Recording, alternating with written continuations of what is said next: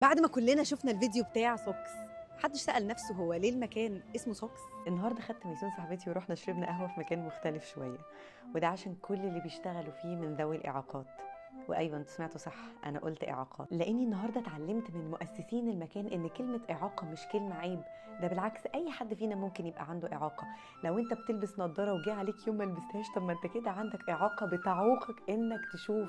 وجزء من ان احنا ندمج اي حد مميز في المجتمع هو ان احنا نتقبل اختلافهم ونتعامل معاه على انه عادي.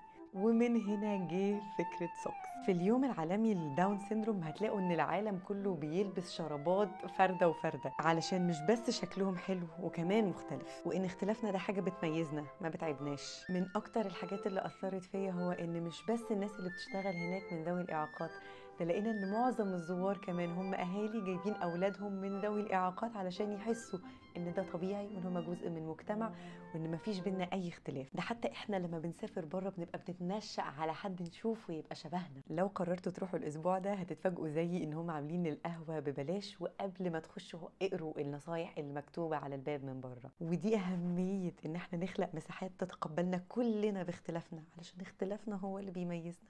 ما تنسوش ان دايما فيها حاجه حلوه. شكرا.